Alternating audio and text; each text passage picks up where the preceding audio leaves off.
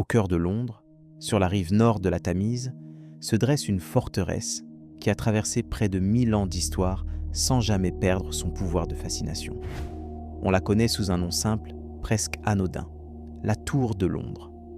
Mais derrière cette appellation modeste se cache l'un des lieux les plus complexes, les plus chargés, les plus troublants de toute l'histoire européenne. Car cette tour n'est pas une tour. C'est un ensemble de murailles, de douves, de chapelles, de cachots, que de salles d'apparat et de cours intérieures qui, siècle après siècle, a servi de résidence royale, de prison d'État, de lieu d'exécution, de ménagerie, de monnaie royale, d'arsenal militaire et, aujourd'hui encore, d'écrin pour les joyaux de la couronne britannique. Peu de lieux au monde ont accumulé autant de fonctions. Peu de lieux au monde ont vu autant de sang, autant de pouvoir et autant de secrets s'entremêler entre leurs murs. Et c'est précisément ce qui nous amène ici ce soir. Et pas pour juger, pas pour accuser, mais pour comprendre comment un château fort normand est-il devenu le symbole même du pouvoir anglais, puis l'un des sites touristiques les plus visités de la planète. Qui furent les hommes et les femmes qui y ont vécu, qui y ont souffert, qui y ont parfois perdu la vie dans des circonstances que l'histoire officielle a longtemps préféré taire ou enjoliver. Et pourquoi, encore aujourd'hui, des millions de visiteurs parcourent ces couloirs, avec un mélange de curiosité et de malaise, comme si les pierres elles-mêmes gardaient en mémoire quelque chose que les guides ne disent pas tout à fait. Dans les prochaines minutes, nous allons remonter le fil de cette histoire. Nous allons traverser les siècles un à un, sans nous presser. Nous allons écouter ce que les documents racontent, ce que les chroniqueurs ont noté, ce que les historiens ont reconstitué avec patience. Et nous allons aussi nous poser des questions auxquelles, parfois, il n'existe pas de réponse définitive. Si ce type de récit vous intéresse, si vous aimez les histoires de forteresses, de palais et des mondes qui ont existé à l'intérieur de leurs murs, pensez à vous abonner. On commence. Officiellement, la Tour de Londres est classée au patrimoine mondial de l'UNESCO depuis 1988. Les guides la présentent comme un chef-d'œuvre d'architecture médiévale, à un témoin exceptionnel de l'histoire politique et militaire de l'Angleterre. Et c'est vrai. Tout cela est parfaitement documenté. La Tour Blanche, le donjon central, fut érigée à la fin du XIe siècle sous les ordres de Guillaume le Conquérant, peu après sa victoire à la bataille de Hastings en 1066. C'est un bâtiment massif, construit en pierre de Caen importée de Normandie, qui devait affirmer la domination normande sur une ville anglo-saxonne encore instable, encore méfiante, et encore hostile par endroits. La construction a duré environ 20 ans. 20 ans de labeur, de transport de pierres par bateau à travers la Manche, de travail sur un terrain marécageux au bord du fleuve. Des centaines d'ouvriers, peut-être davantage, ont participé à ce chantier colossal. On sait peu de choses sur eux. Les chroniques de l'époque s'intéressaient bien davantage aux rois qu'aux maçons, mais il est raisonnable de penser que les conditions de travail étaient rudes. Oh, comme elles l'étaient sur tous les grands chantiers médiévaux. Les accidents étaient fréquents, les journées interminables, et les salaires, quand il y en avait, dérisoires au regard de l'effort fourni. C'est un aspect de l'histoire que l'on oublie souvent lorsqu'on admire la beauté d'un édifice ancien. Chaque pierre a été taillée, transportée, posée par des mains humaines. Et derrière chaque mur, il y a un travail invisible que le temps a effacé. Mais revenons à la forteresse elle-même. Au fil des décennies, la Tour de Londres a grandi. Elle n'est pas restée ce simple donjon normand voulu par Guillaume. Chaque souverain, ou presque, y a ajouté quelque chose. Des murailles concentriques, des tours de guet, des douves alimentées par les eaux de la Tamise. Une chapelle, celle de Saint-Jean, nichée au cœur de la Tour Blanche, qui est l'un des plus anciens lieux de culte normand encore debout en Angleterre. Sous le règne de Richard Cœur de Lion, à la fin du XIIe siècle, les fortifications ont été considérablement renforcées. Son frère Jean Santerre, celui-là même que la légende associe à Robin des Bois, a poursuivi les travaux et y a même fait aménager des logements royaux plus confortables. Puis vint Henri, le troisième, au XIIIe siècle, qui transforma véritablement la tour en palais fortifié. Il fit blanchir les murs extérieurs du donjon à la chaux, ce qui lui donna ce nom qui perdure encore aujourd'hui, la Tour Blanche, Il fit également creuser de nouvelles douves, construire de nouvelles enceintes et aménager des appartements royaux, décorés avec un soin qui surprendrait quiconque imagine la tour comme un lieu exclusivement austère et militaire. Car c'est l'un des paradoxes de cet endroit. La Tour de Londres a été, pendant une longue période, une résidence. Un lieu où des rois et des reines ont dormi, mangé, reçu des ambassadeurs, pris des décisions qui ont façonné le cours de l'histoire anglaise. Ah, ce n'était pas seulement une prison, ce n'était pas seulement un lieu de terreur, c'était aussi un lieu de vie. Mais toute grande construction a une histoire plus vaste que celle qui figure dans les dépliants touristiques. Et c'est ici que le récit commence à se compliquer. Car dès le XIIIe siècle, la tour a commencé à servir de prison. Au début, elle n'accueillait que des prisonniers de haut rang, des nobles capturés à la guerre, et des rivaux politiques que le roi préférait garder sous surveillance plutôt que de les éliminer. Des personnages encombrants qu'il fallait neutraliser sans nécessairement les tuer, du moins pas tout de suite. Le premier prisonnier connu de la tour est Ranulphe Flambard, évêque de Durham, enfermé en 1100 par le roi Henri Ier. Il est aussi, selon les chroniques, le premier à s'en être évadé en descendant le long d'une corde introduite dans sa cellule à l'intérieur d'un tonneau de vin. L'anecdote peut prêter à sourire aujourd'hui, mais elle illustre déjà quelque chose d'important.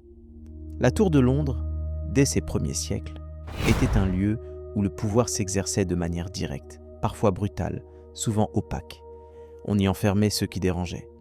On y oubliait ceux qui n'avaient plus d'utilité. Et parfois, on y faisait disparaître ceux dont l'existence même constituait une menace pour l'ordre établi. C'est un schéma que l'on retrouve dans presque toutes les grandes forteresses du monde médiéval. Le château n'est pas seulement un symbole de puissance. Il est aussi un instrument de contrôle. Un outil pour contenir, surveiller, intimider. Et la Tour de Londres, par sa position stratégique au bord de la Tamise, par sa proximité avec le cœur du pouvoir londonien, est devenue, au fil du temps, l'instrument par excellence de la monarchie anglaise. Les siècles qui ont suivi n'ont fait qu'amplifier cette fonction. Au XIVe siècle, sous Édouard III, la tour servait à la fois de résidence royale, de prison, de trésorerie et de ménagerie. Oui, une ménagerie. Des lions, des léopards, un ours blanc offert par le roi de Norvège, même un éléphant offert par le roi de France. Ces animaux étaient regardés dans des conditions que l'on qualifierait aujourd'hui d'inacceptables. Mais qui, à l'époque, faisait partie du spectacle du pouvoir. Posséder des bêtes exotiques, c'était montrer au monde que l'on avait les moyens de se les procurer, les moyens de les nourrir, les moyens de les exhiber. C'était une démonstration de richesse, autant que de domination sur la nature elle-même. Cette ménagerie a subsisté pendant plus de 600 ans. Elle n'a été transférée aux eaux de Londres qu'en 1835. 600 ans d'animaux sauvages enfermés dans des cages de pierre, au cœur d'une forteresse où, parallèlement, des êtres humains étaient eux aussi enfermés, parfois dans des conditions à peine meilleures. Le parallèle est troublant, mais il serait injuste de juger une époque avec les critères d'une autre. Ce qui est certain, c'est que la Tour de Londres, dès le Moyen-Âge, était un lieu où cohabitaient le faste et la cruauté, la beauté architecturale et la souffrance humaine, le pouvoir affiché et le pouvoir caché. Et c'est cette cohabitation qui rend l'endroit si fascinant. Car la tour n'a jamais été un lieu simple. Elle n'a jamais été réductible à une seule fonction, à une seule image, à un seul récit. Elle a été tout à la fois. Un palais et une prison, un trésor et un tombeau, un symbole de grandeur et un rappel de tout ce que cette grandeur a coûté. Et c'est peut-être pour cela que, près de 1000 ans après sa construction, elle continue de nous attirer. Non pas malgré ses contradictions, mais précisément à cause d'elle. Au tournant du XVe siècle, la Tour de Londres était déjà profondément ancrée dans l'imaginaire anglais. Mais c'est au cours de ce siècle, et surtout du suivant, que sa réputation a basculé de manière irréversible. Car c'est à cette période que la tour est devenue, dans la mémoire collective, un lieu d'exécution. Il faut préciser quelque chose d'important. Contrairement à ce que l'on croit souvent, les exécutions à la Tour de Londres n'étaient pas quotidiennes. Elles n'étaient même pas fréquentes. si l'on compare avec d'autres lieux de mise à mort publique comme Tyburn, où des centaines de condamnés ont été pendus au fil des siècles.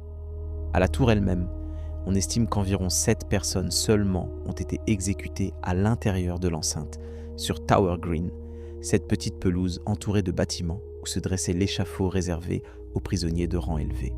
7 personnes en plusieurs siècles, c'est peu en apparence, mais ce qui a marqué les esprits, ce n'est pas le nombre, c'est l'identité des victimes et les circonstances dans lesquelles elles ont trouvé la mort. Car parmi ces 7 personnes figurent des noms qui résonnent encore aujourd'hui dans l'histoire de l'Angleterre. Des noms qui, à eux seuls, racontent des tragédies politiques, des luttes de pouvoir, des trahisons réelles ou supposées, et des décisions royales dont la brutalité continue de susciter le débat parmi les historiens. Le plus célèbre de ces noms est sans doute celui d'Anne Boleyn. Deuxième épouse du roi Henri VIII, couronnée reine d'Angleterre en 1533, elle fut accusée d'adultère, d'inceste et de haute trahison à peine 3 ans plus tard. Les historiens s'accordent aujourd'hui à dire que les charges retenues contre elle étaient, pour la plupart, fabriquées de toutes pièces. Henri VIII voulait se débarrasser d'Anne parce qu'elle ne lui avait pas donné l'héritier mâle qu'il désirait si ardemment, et parce que son attention s'était déjà tournée vers une autre femme, Jeanne Seymour, qui allait devenir sa 3e épouse.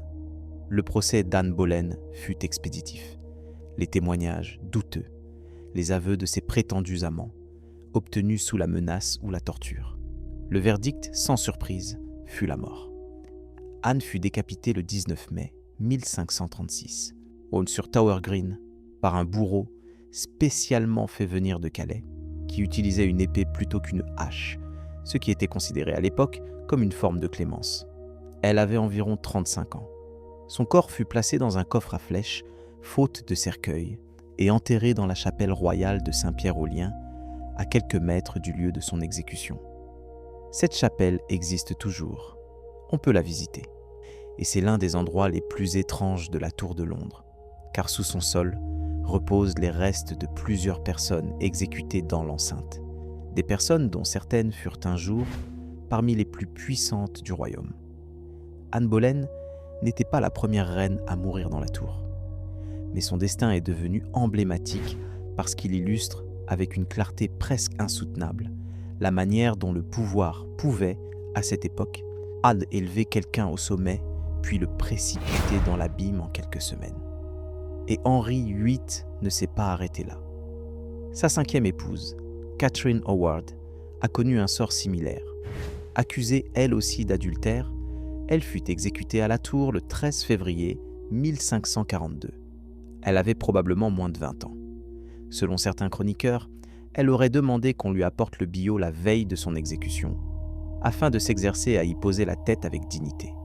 On ne sait pas si cette anecdote est véridique, mais elle dit quelque chose de profond sur l'époque, sur la manière dont la mort était à la fois redoutée et ritualisée, sur la façon dont même dans les derniers instants, le protocole et l'apparence comptaient autant, sinon plus, que la compassion. Mais les exécutions sur Tower Green ne sont qu'une partie de l'histoire. Car la plupart des prisonniers de la tour, qui furent condamnés à mort, ne moururent pas à l'intérieur de l'enceinte. Ils furent emmenés à Tower Hill, la colline adjacente, où les exécutions étaient publiques et attirèrent des foules considérables. C'est là que périt Thomas More, le chancelier d'Henri VIII, décapité en 1535 pour avoir refusé de reconnaître la suprématie du roi sur l'Église d'Angleterre. Thomas More était un humaniste, un penseur, un homme de lettres respecté dans toute l'Europe. Son exécution choqua les cours européennes et reste, aujourd'hui encore, à l'un des épisodes les plus discutés de l'histoire religieuse anglaise. C'est là aussi que mourut Thomas Cromwell, l'homme qui avait orchestré la chute d'Anne Boleyn, avant de tomber lui-même en disgrâce et d'être exécuté en 1540. L'histoire de Cromwell est particulièrement ironique, si l'on ose employer ce mot pour une telle tragédie, car c'est lui qui avait mis en place le mécanisme judiciaire qui servit à condamner Anne Boleyn. Et c'est ce même mécanisme qui, quelques années plus tard, fut retourné contre lui. La Tour de Londres, au XVIe siècle, fonctionnait comme une machine politique, certes sophistiquée, mais implacable. Ceux qui la contrôlaient pouvaient s'en servir pour éliminer leurs rivaux, mais personne n'était à l'abri d'en devenir la prochaine victime. C'est un schéma que l'on retrouve dans l'histoire de toutes les grandes forteresses du pouvoir. Les murs protègent, mais ils enferment aussi. Et la frontière entre le protecteur et le prisonnier est parfois d'une minceur terrifiante. Parmi les histoires les plus troublantes liées à la Tour de Londres, il en est une qui continue de hanter l'imagination collective, parce qu'elle n'a jamais été véritablement résolue. C'est l'histoire des princes de la Tour. En 1483, le roi Édouard IV mourut de manière inattendue. Ses deux fils, Édouard, âgé de 12 ans, et Richard, âgé de 9 ans, furent placés sous la protection de leur oncle, Richard de Gloucester. Celui-ci les installa à la Tour de Londres, officiellement pour préparer le couronnement du jeune Édouard V. Mais ce couronnement n'eut jamais lieu. Richard de Gloucester fit déclarer les deux enfants illégitimes et se fit couronner roi sous le nom de Richard III. Quant aux deux princes, ils disparurent. Personne ne les revit jamais. Les chroniqueurs de l'époque suggérèrent qu'ils avaient été assassinés sur ordre de leur oncle. Mais aucune preuve formelle ne fut jamais produite. En 1674, lors de travaux de rénovation, des ouvriers découvrirent un coffre contenant les squelettes de deux enfants sous un escalier de la Tour Blanche. Le roi Charles II ordonna que ces restes soient transférés à l'abbaye de Westminster, où ils reposent encore aujourd'hui dans une urne de marbre. En 1933, les ossements furent brièvement examinés. Les conclusions furent peu concluantes. Depuis, plusieurs demandes d'analyse ADN ont été formulées, mais elles ont toutes été refusées par les autorités ecclésiastiques. On ne sait donc toujours pas, de manière certaine, si ces ossements sont bien ceux des deux princes. Et on ne sait toujours pas, de manière certaine, ce qui leur est arrivé. C'est l'un des plus grands mystères non résolus de l'histoire anglaise. Et c'est un mystère qui est intimement lié à la Tour de Londres, à ses murs, à ses escaliers, à ses ombres. Car la tour est un lieu où les disparitions étaient possibles.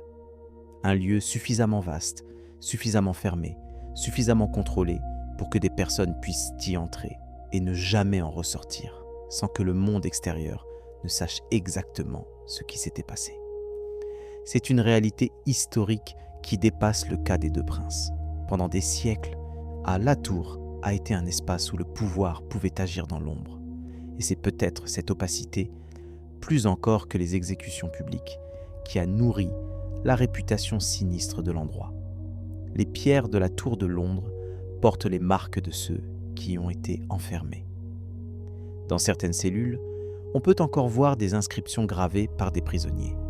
Des noms, des dates, des prières, des dessins.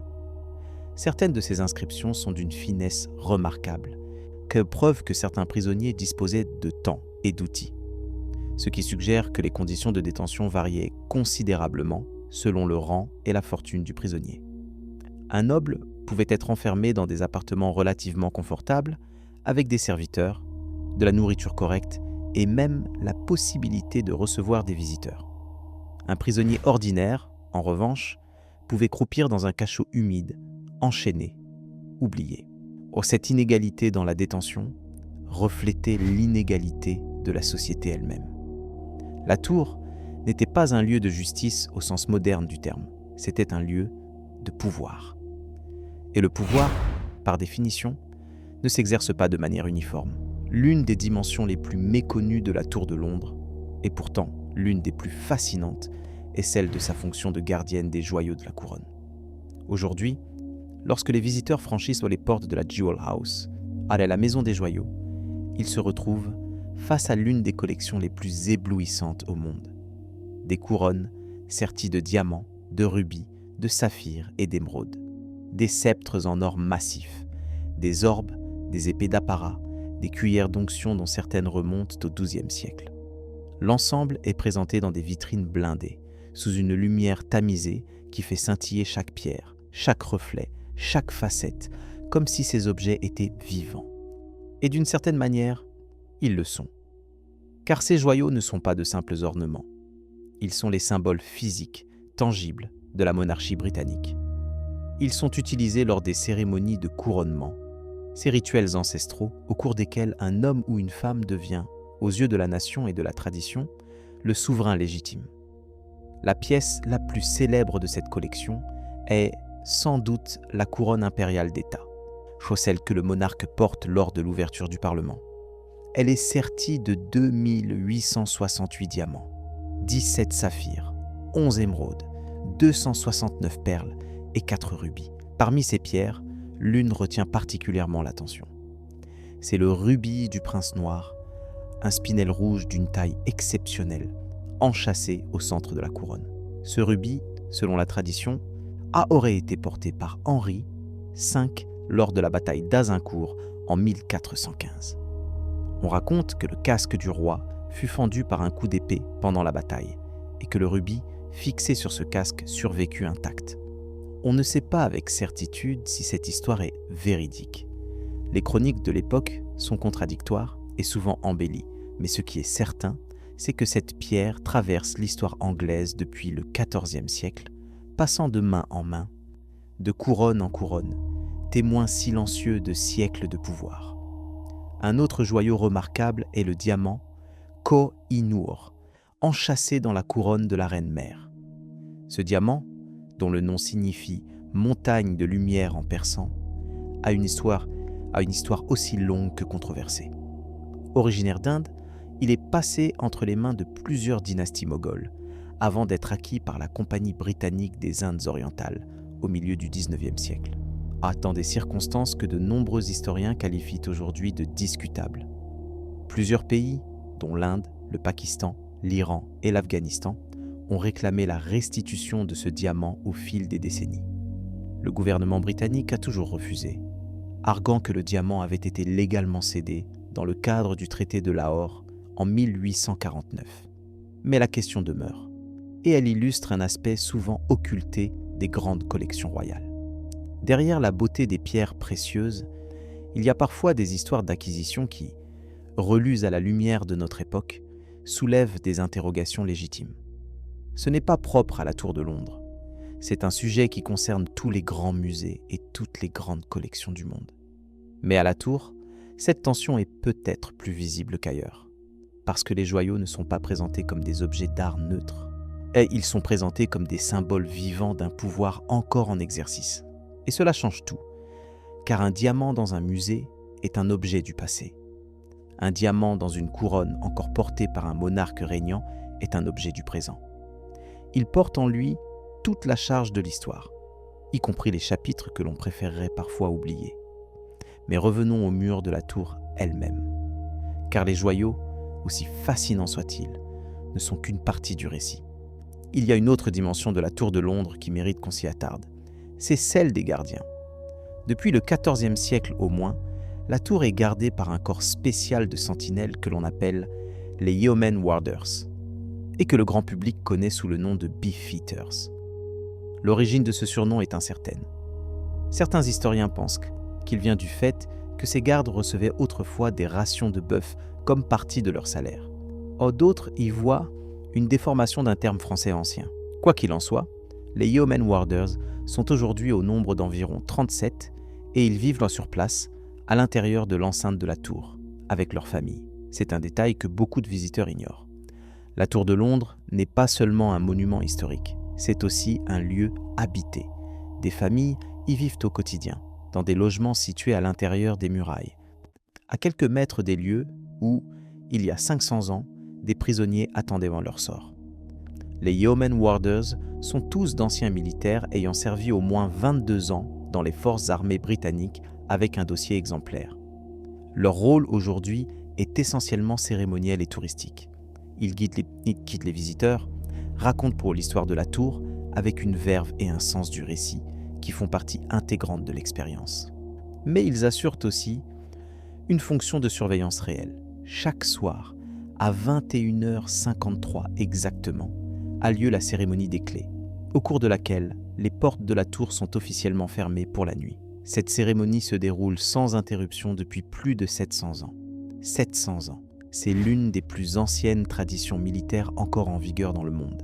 Et elle n'a été interrompue qu'une seule fois, pendant la Seconde Guerre mondiale, lorsqu'une bombe allemande tomba à proximité et fit vaciller les participants. Même ce soir-là, la cérémonie fut menée à son terme. Il y a quelque chose de profondément émouvant dans cette obstination, dans cette volonté de maintenir un rituel à travers les siècles, malgré les guerres, les révolutions, les changements de dynastie, les transformations de la société. Comme si fermer les portes de la tour chaque soir était un geste qui dépassait sa fonction pratique pour devenir quelque chose de symbolique, de presque sacré. Un rappel que certaines choses persistent, que certaines traditions survivent à ceux qui les ont inventées, que les pierres durent plus longtemps que les hommes. Et puis, il y a les corbeaux. On ne peut pas parler de la tour de Londres sans évoquer les corbeaux. Selon une légende tenace, si les corbeaux venaient à quitter la tour, la monarchie tomberait et le royaume s'effondrerait. On attribue cette superstition au roi Charles II, au XVIIe siècle, bien que les preuves historiques de cette attribution soient fort fragiles. Quoi qu'il en soit, la tradition a été prise suffisamment au sérieux pour que depuis des décennies, un gardien spécial soit désigné pour s'occuper exclusivement des corbeaux de la tour. On l'appelle le Raven Master, le maître des corbeaux. Aujourd'hui, la tour abrite en permanence au moins 6 corbeaux, plus 1 ou 2 de réserve. Leurs ailes sont légèrement taillées pour les empêcher de s'envoler trop loin. Une pratique qui suscite parfois des critiques, mais qui est défendue par les autorités comme nécessaire au maintien de la tradition. Les corbeaux ont des noms. Ils sont nourris de viande crue, de biscuits imbibés de sang et d'œufs. Certains d'entre eux sont connus pour leur caractère difficile, voire agressif envers les visiteurs. Il y a quelque chose de saisissant dans la présence de ces oiseaux noirs au cœur d'une forteresse millénaire.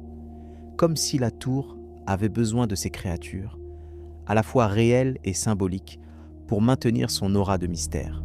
Comme si, sans les corbeaux, quelque chose d'essentiel manquerait au récit.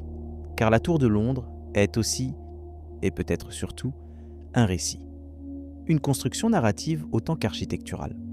Un lieu où l'histoire documentée et la légende se mêlent de manière si intime qu'il est parfois difficile de savoir où finit l'une et où commence l'autre. Et c'est dans cet entre-deux que se niche un autre aspect célèbre de la tour, ses fantômes. Il faut aborder ce sujet avec prudence, car nous entrons ici dans un domaine qui échappe à la vérification historique. Aucun historien sérieux ne prétend que les fantômes existent au sens littéral du terme. Mais ce qui est historiquement documenté, en revanche, ce sont les témoignages. Des dizaines de témoignages, accumulés au fil des siècles, de gardes, de visiteurs, de résidents de la tour qui affirment avoir vu, entendu ou ressenti des présences inexpliquées. Le fantôme le plus fréquemment mentionné est celui d'Anne Boleyn. Selon plusieurs témoignages, son spectre aurait été aperçu à de nombreuses reprises dans la chapelle de Saint-Pierre-aux-Liens, où elle est enterrée, et dans les environs de Tower Green, où elle fut exécutée. Un capitaine de la garde, au XIXe siècle, affirma avoir vu une procession de silhouettes lumineuses à l'intérieur de la chapelle, menée par une femme dont la description correspondait au portrait connu d'Anne Boleyn. Un autre témoignage, datant du début du XXe siècle, décrit une sentinelle qui aurait vu une forme blanche se diriger vers elle sur Tower Green et qui aurait chargé à la baïonnette avant de traverser l'apparition, qui se dissipa instantanément. Le soldat fut retrouvé inconscient et passa en cour martiale pour avoir abandonné son poste. Il fut acquitté lorsque 2 autres témoins confirmèrent avoir vu la même forme depuis une fenêtre voisine. Encore une fois, ces récits ne sont pas des preuves de quoi que ce soit de surnaturel. Mais ils sont des preuves de quelque chose d'autre. Ils sont la preuve que la tour de Londres exerce sur ceux qui la fréquentent une emprise psychologique puissante. Un lieu où tant de personnes ont souffert, où tant de vies se sont achevées de manière violente, finit par imprégner l'atmosphère d'une tension particulière. Les murs de la tour ont absorbé des siècles de peur, de désespoir, de prière et de mort. Et même si l'on ne croit pas aux fantômes, il est difficile de parcourir certains couloirs sans ressentir un certain malaise. C'est peut-être cela, le véritable mystère de la tour. Non pas la présence de spectres, mais la capacité d'un lieu à conserver, à travers les siècles, une empreinte émotionnelle que les visiteurs perçoivent encore aujourd'hui, même sans en connaître l'origine exacte. D'autres apparitions ont été rapportées au fil du temps.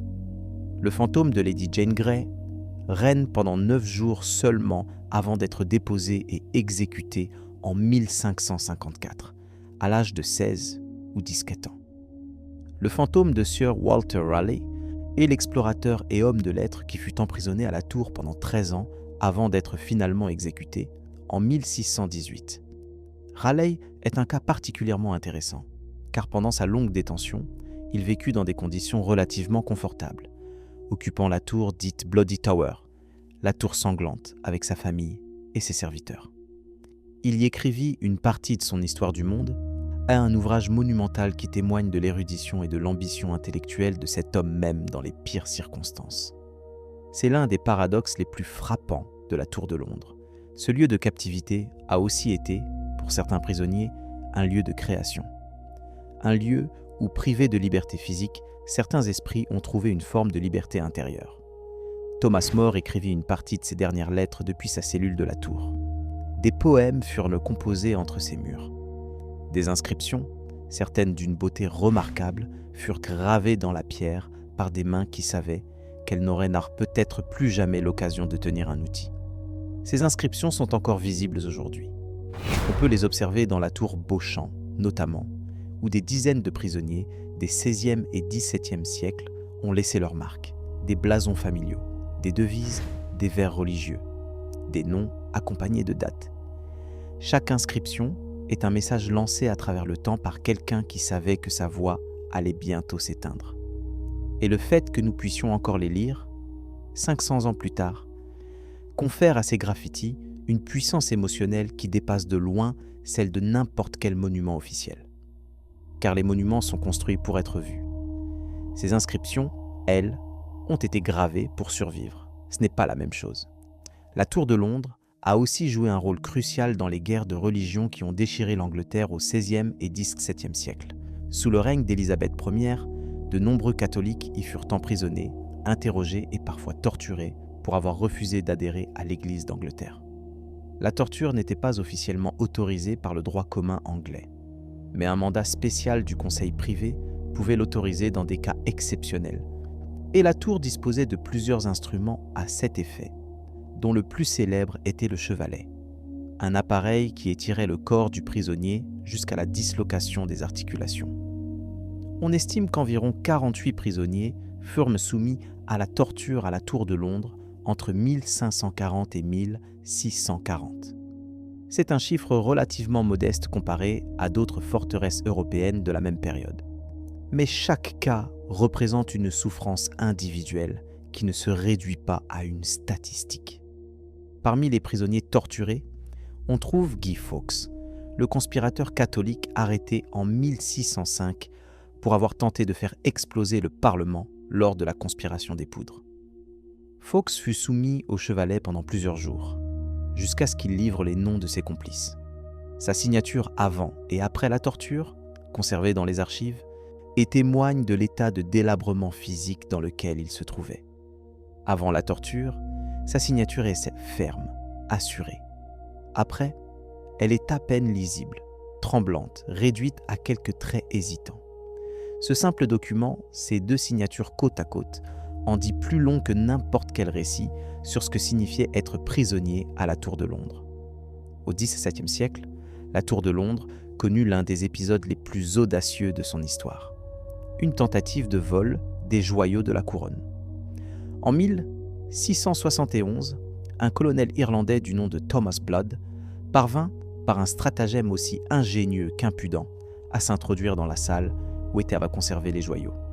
Il s'était lié d'amitié avec le gardien des joyaux, un vieil homme nommé Talbot Edwards, en se faisant passer pour un pasteur respectable. Pendant plusieurs semaines, Blood rendit visite à Edwards, gagna sa confiance, alla jusqu'à proposer un mariage entre son neveu fictif et la fille du gardien. Le jour convenu pour une visite des joyaux en compagnie de prétendus amis, Blood et ses complices maîtrisèrent le vieux gardien, l'assommèrent avec un maillet, le poignardèrent et tentèrent de s'enfuir avec la couronne, l'orbe et le sceptre. Blood aplatit la couronne à coups de maillet pour la dissimuler sous son manteau. L'un de ses complices tenta de scier le sceptre en deux pour le cacher dans un sac. L'un d'eux glissa l'orbe dans ses hautes de chausses. Mais le fils du gardien, Wythe Edwards, arriva à l'improviste, donna l'alerte et les voleurs furent rattrapés avant d'avoir pu quitter l'enceinte de la tour. Ce qui se passa ensuite est peut-être le plus surprenant de toute l'affaire. Blood fut conduit devant le roi Charles II en personne. Et au lieu d'être exécuté, comme on aurait pu s'y attendre pour un crime de cette gravité, il fut non seulement gracié, mais également gratifié de terres en Irlande et d'une pension annuelle. Les raisons de cette clémence extraordinaire n'ont jamais été pleinement élucidées. Certains historiens penseraient que Blood était un agent au service du roi et que toute l'affaire avait des dessous politiques. D'autres suggèrent que Charles II, connu pour son sens de l'humour et son goût pour les personnages hauts en couleur, fut simplement amusé par l'audace du colonel. On ne le saura probablement jamais avec certitude. Mais l'épisode illustre, une fois de plus, la complexité de la Tour de Londres. Un lieu où les règles pouvaient être suspendues, où le prévisible cédait parfois la place à l'inattendu, où la logique du pouvoir suivait des chemins que la raison ordinaire peine à comprendre. Après le XVIIe siècle, la Tour de Londres a progressivement perdu ses fonctions de résidence royale et de prison d'État. Les derniers prisonniers importants y furent détenus pendant les 2 guerres mondiales du XXe siècle. Pendant la Première Guerre mondiale, 11 espions allemands furent exécutés par peloton d'exécution dans les douves de la tour. Pendant la Seconde Guerre mondiale, la tour servit à nouveau de prison, et le dernier prisonnier à y être détenu fut Rudolf Hess, l'adjoint d'Adolf Hitler, qui y passa 4 jours en 1941 après son vol solitaire vers l'Écosse. Le dernier homme exécuté à la Tour de Londres fut Joseph Jacobs, un espion allemand, fusillé le 15 août 1941. Il fut exécuté assis sur une chaise, car il s'était cassé la cheville en sautant en parachute lors de son atterrissage en Angleterre et ne pouvait pas se tenir debout. Ce détail, aussi trivial puisse-t-il paraître, est d'une précision qui glace, car il rappelle que derrière les grandes dates et les grands événements, il y a toujours des corps. Des corps qui souffrent, qui se brisent, qui s'affaissent. Des corps que l'histoire réduit souvent à des notes de bas de page. Après la guerre, la tour est devenue essentiellement ce qu'elle est aujourd'hui. Un monument historique, une attraction touristique, un lieu de mémoire. Chaque année, près de 3 millions de visiteurs franchissent ses portes. Ils admirent les joyaux de la couronne. Ils écoutent que les récits des yeomen warders. Ils prennent des photographies dans les cours où, il y a quelques siècles, des hommes et des femmes attendaient voir la mort. Il y a quelque chose de vertigineux dans ce contraste. Les mêmes pavés qui ont été foulés par des condamnés marchant vers l'échafaud sont aujourd'hui foulés par des touristes en basket, un audio-guide à l'oreille et un café à la main. Ce n'est pas un reproche, c'est une observation. C'est le sort de tous les lieux historiques, tôt ou tard, que de voir leur gravité diluée dans le flux du tourisme de masse. Mais la Tour de Londres résiste mieux que d'autres à cette dilution. Peut-être parce que ses murs sont si épais, si anciens, si chargés, qu'ils imposent car le respect même aux visiteurs les plus distraits. Peut-être parce que les corbeaux, avec leur plumage noir et leur regard fixe, rappellent silencieusement que cet endroit n'est pas un parc d'attractions. Peut-être parce que, dans certaines salles, à certaines heures, quand la lumière décline et que les groupes se raréfient, on peut encore sentir quelque chose. Non pas un fantôme, non pas une présence surnaturelle, mais un poids. Le poids de tout ce qui s'est passé ici. Le poids de toutes les vies qui ont traversé ces murs. Le poids de toutes les décisions qui y ont été prises. Certaines justes, d'autres terribles, toutes irréversibles. La Tour de Londres est un lieu qui refuse d'être simple. Elle refuse d'être réduite à un seul récit, à une seule image, à une seule émotion. Elle est à la fois belle et terrible, majestueuse et oppressante, fascinante et dérangeante. Elle est le miroir d'une histoire qui elle-même refuse d'être simple. L'histoire de l'Angleterre avec ses grandeurs et ses zones d'ombre. L'histoire du pouvoir avec sa capacité à construire et à détruire dans un même mouvement. L'histoire des êtres humains avec leur talent pour créer des lieux qui leur survivent et qui finissent par raconter, mieux qu'aucun livre, ce qu'ils étaient vraiment. Quand on quitte la Tour de Londres, en fin de journée, quand on traverse le pont-levis et qu'on retrouve le bruit de la ville moderne, les bus rouges, les enseignes lumineuses, la foule pressée du métro, il y a un instant, un court instant, où l'on se retourne. On regarde une dernière fois cette masse de pierres grises au bord du fleuve, et on se demande combien de personnes ont franchi ces portes en sachant qu'elles n'en ressortiraient pas. Combien de regards se sont posés sur ces mêmes murs avec un sentiment de terreur absolue. Car combien de prières ont été murmurées dans ces cellules sans que personne ne les entende. Et combien de ces histoires, parmi les centaines, les milliers qui se sont déroulées ici, ont été tout simplement perdues, effacées par le temps, ensevelies sous les couches de l'histoire officielle, oubliées par ceux qui sont venus après. Car c'est peut-être cela, la leçon ultime de la Tour de Londres. Les pierres dures, les couronnes dures, les traditions dures. Mais les vies humaines, elles, sont fragiles, éphémères. Et c'est précisément parce qu'elles sont éphémères qu'elles méritent d'être racontées. Non pas pour juger ceux qui ont exercé le pouvoir, non pas pour accuser ceux qui ont pris des décisions terribles dans des circonstances que nous ne pouvons qu'imaginer, mais pour se souvenir que derrière chaque mur, chaque porte, chaque escalier de cette forteresse, il y a eu des êtres humains. Des êtres qui ont aimé, espéré, tremblé, souffert et parfois trouvé, dans les moments les plus sombres, une forme de dignité que rien ni personne ne pouvait leur enlever. Cette forteresse n'est ni un monstre, ni une victime. Elle est le résultat d'une époque, d'une manière de concevoir le pouvoir, la richesse et l'héritage. Elle est le reflet d'un monde qui n'est plus tout à fait le nôtre, mais dont les échos continuent de résonner dans le nôtre. Les maisons survivent aux personnes, les forteresses survivent au royaume. Et c'est peut-être pour cela qu'elles nous fascinent tant. Parce qu'elles nous rappellent à quel point tout le reste est éphémère. Le pouvoir, la gloire, la peur, la souffrance, tout passe. Seules les pierres restent et les histoires qu'on choisit de raconter. Merci de nous avoir accompagnés. Reposez-vous bien. Mais avant de refermer ce chapitre, il reste quelque chose à dire. Quelque chose que l'on n'aborde presque jamais dans les documentaires consacrés à la Tour de Londres, et qui pourtant constitue l'un des aspects les plus révélateurs de son histoire. C'est la question de la mémoire elle-même, car la Tour de Londres n'a pas toujours été perçue de la manière dont nous la percevons aujourd'hui. Pendant des siècles, pour les Londoniens, elle n'était pas une attraction. Ce n'était pas un lieu que l'on visitait par curiosité ou par plaisir. C'était un lieu que l'on redoutait. Un lieu dont on détournait le regard en passant sur le pont de Londres. Un lieu dont la seule mention suffisait à faire taire une conversation. Car être envoyé à la tour, dans l'Angleterre des Tudors ou des Stuarts, ce n'était pas une simple mise en détention. C'était un message.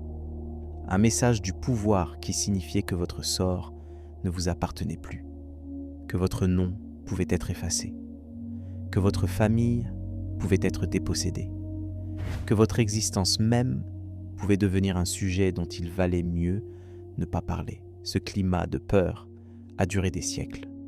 Et il a profondément marqué la manière dont les Anglais ont construit leur rapport au pouvoir, à la justice et à la liberté individuelle.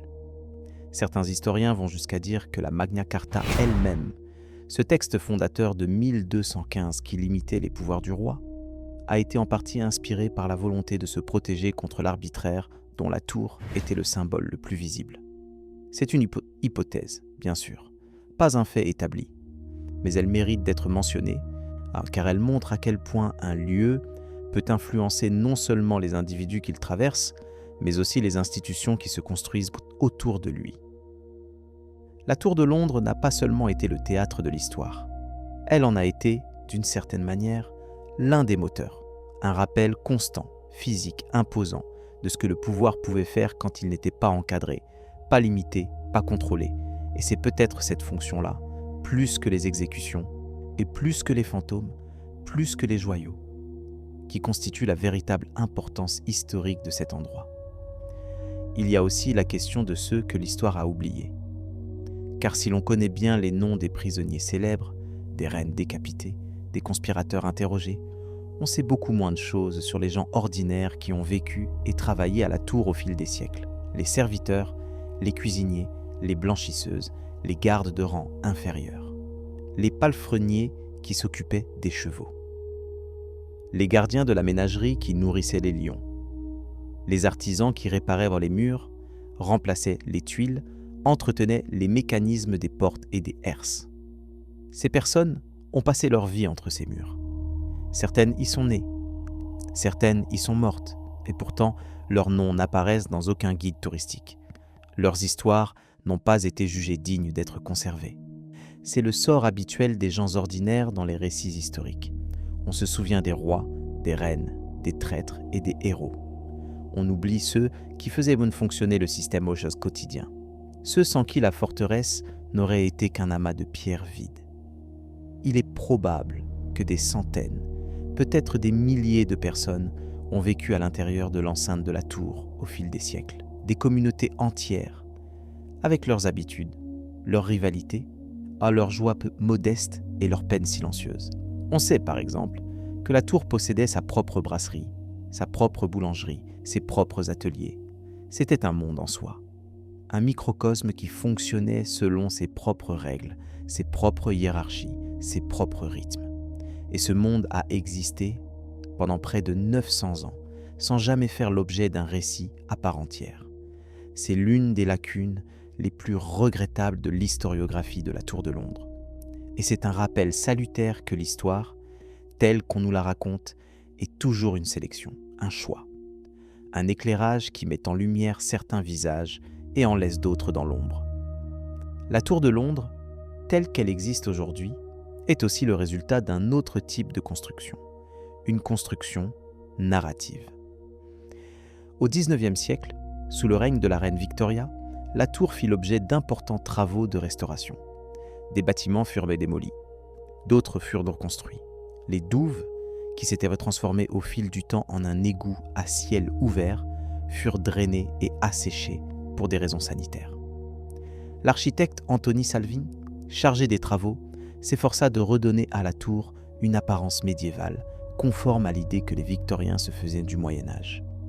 Ce qui signifie que la tour, telle que nous la voyons aujourd'hui, n'est pas exactement la tour telle qu'elle était au XVe ou au XVIe siècle. C'est une version restaurée, réinterprétée, en partie réinventée par des architectes du XIXe siècle qui avaient leur propre vision de ce que devait être un château médiéval. Ce n'est pas un reproche. Toute restauration implique des choix. Et les choix faits par Salvin et ses successeurs ont permis de sauvegarder un monument qui, sans intervention, aurait probablement continué à se détériorer. Mais c'est un fait qu'il est important de garder à l'esprit lorsque l'on visite la tour. Ce que nous voyons n'est pas un document brut du passé. C'est une interprétation du passé, faite par des hommes du XIXe siècle, pour un public du XIXe siècle, et perpétuée depuis pour des publics successifs qui, à chaque génération, y ont projeté leurs propres attentes, leurs propres fascinations, leurs propres peurs. La Tour de Londres est un palimpseste, un texte écrit, effacé et réécrit des dizaines de fois au cours des siècles. Quoique c'est précisément cette accumulation de couches qui en fait un lieu si riche, si complexe, si impossible à réduire à une seule interprétation. Il y a la couche normande, celle de Guillaume le Conquérant, massive et autoritaire. Il y a la couche Plantagenet, celle des agrandissements successifs, des douves, des enceintes concentriques. Il y a la couche Tudor, celle des exécutions, des intrigues, du sang versé sur Tower Green. Il y a la couche Stuart, celle de la conspiration des poudres, croque de la guerre civile, de l'exécution de Charles Ier. Il y a la couche géorgienne, celle de la ménagerie, des curiosités, de l'ouverture progressive au public. Il y a la couche victorienne, celle de la restauration, de la mythification, de la transformation en monument national. Il y a la couche du XXe siècle, celle des 2 guerres mondiales, des espions fusillés, des bombes qui ont endommagé certaines parties de l'enceinte. Et il y a la couche contemporaine, celle du tourisme de masse et des boutiques de souvenirs, des files d'attente pour voir les joyaux de la couronne, des enfants qui jouent dans les cours en mangeant des glaces. Toutes ces couches coexistent. Aucune n'efface les autres. Et c'est cette coexistence qui donne à la Tour de Londres sa profondeur unique. On parle souvent de lieux hantés, mais peut-être que la Tour de Londres n'est pas hantée par des fantômes au sens traditionnel du terme. peut-être qu'elle est hantée par quelque chose de plus subtil. Par la mémoire elle-même, par l'accumulation de tant de vies, de tant de décisions, de tant de moments qui, pris un à un, semblent anecdotiques, mais qui, additionnés, forment une masse vertigineuse. Près de 1000 ans d'histoire humaine concentrée dans quelques hectares au bord d'un fleuve. C'est cela, la Tour de Londres. Pas seulement un château, pas seulement une prison, pas seulement un musée, mais un condensé de tout ce que les êtres humains sont capables de construire, de protéger, et de détruire et de reconstruire. Un miroir dans lequel chaque époque peut se reconnaître, pour le meilleur et pour le pire. Et quand on y pense ainsi, quand on prend du recul et qu'on considère l'ensemble, on comprend pourquoi cet endroit continue de fasciner. Ce n'est pas à cause des diamants, même s'ils sont éblouissants. Ce n'est pas à cause des fantômes, même s'ils alimentent l'imagination. Ce n'est pas à cause des corbeaux, même s'ils ajoutent une touche de mystère parfaitement orchestrée. C'est parce que la Tour de Londres nous parle de nous, de notre besoin de pouvoir et de notre peur d'en être les victimes, de notre désir de construire des choses qui durent et de notre incapacité à les habiter éternellement, de notre fascination pour la grandeur et de notre malaise face à ce qu'elle coûte. Les forteresses survivent aux royaumes qui les ont bâtis, les couronnes survivent aux têtes qui les ont portées, les pierres survivent aux noms qu'on a gravés dessus. Et nous, visiteurs d'un jour, nous passons entre ces murs comme tant d'autres sont passés avant nous, avec nos questions, nos certitudes fragiles, et ce sentiment diffus, presque imperceptible, que ces murs savent quelque chose que nous ne saurons jamais tout à fait, que ces murs ont vu trop de choses pour les partager avec des passants, et que le silence, dans certaines salles de la Tour de Londres, n'est pas un silence vide, c'est un silence plein, plein de tout ce qui a été dit ici, plein de tout ce qui a été tu, plein de tout ce qui a été vécu, enduré, espéré et perdu entre ces murs qui, eux, ne perdent rien, qui gardent tout, depuis près de 1000 ans, et qui garderont encore, longtemps après que nous serons partis. Merci de nous avoir accompagnés ce soir. Prenez soin de vous et reposez-vous bien.